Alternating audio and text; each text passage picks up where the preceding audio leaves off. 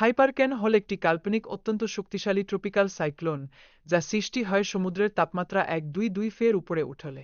একটি হাইপারক্যানের গঠন এটির বিশেষতাকে আরও উজ্জ্বল করে, কারণ এর অভ্যন্তরীণ চাপ অন্য যে কোনো মহামারী সিস্টেমের তুলনায় অনেক কম থাকে। যখন হাইপারক্যানের গতিবেগ 600 নফ পর্যন্ত পৌঁছাতে পারে, তখন এটি বর্তমানের সবচেয়ে শক্তিশালী ঘূর্ণিঝড়ের গতির চেয়েও অনেক বেশি প্রভাব ফেলে। এই দ্রুত গতিতে সৃষ্ট ঝড়ের সিস্টেম উত্তর আমেরিকার আকারের সমরূপ বিশালতা ধারণ করে। বিশেষজ্ঞরা মনে করেন, হাইপারক্যানের প্রভাবের ফলে সমুদ্রের তাপমাত্রা সপ্তাহের জন্য উষ্ণ থাকতে পারে। এই উষ্ণ তাপমাত্রা নতুন হাইপারক্যানের সৃষ্টি করতে সাহায্য করে, যা পৃথিবীর আবহাওয়াকে আরও অস্থিতিশীল করে তোলে। এমনকি সূর্যের একটি বিশাল সৌর ফ্লেয়ার আমাদের গ্রহের বৈদ্যুতিন অবকাঠামোকে ধ্বংস করতে সক্ষম। এর ফলে বিপুল অর্থনৈতিক ক্ষতি হতে পারে, যা বৈশ্বিক প্রযুক্তির ওপর গভীর প্রভাব ফেলে। এমন একটি ঘটনায় 1859 সালে ঘটেছিল একটি সৌর ফ্লেয়ার, যার ফলে রাতের আকাশে উজ্জ্বল দৃশ্য তৈরি হয়। এটি প্রযুক্তির জন্য ব্যাপক বিপর্যয়ের সৃষ্টি করেছিল এবং মানুষকে এক নতুন বাস্তবতার সম্মুখীন করে। যদি গামা রশ্মি বিস্ফোরণ পৃথিবী থেকে 200 আলোকবর্ষের মধ্যে ঘটে, তবে তা আমাদের গ্রহকে ব্যাপিত করতে পারে। এই ধরনের ঘটনা মহাকাশে আমাদের অবস্থানকে মারাত্মকভাবে বিপন্ন করে তোলে।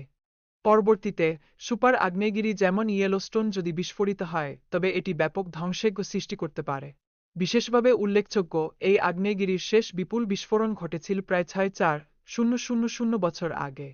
যদি ইয়েলোস্টোন আবার সক্রিয় হয়, তাহলে প্রচুর পরিমাণে ছাই ও লাভা আকাশে ছড়িয়ে পড়বে, যা জীবনের জন্য বিপজ্জনক হয়ে উঠতে পারে।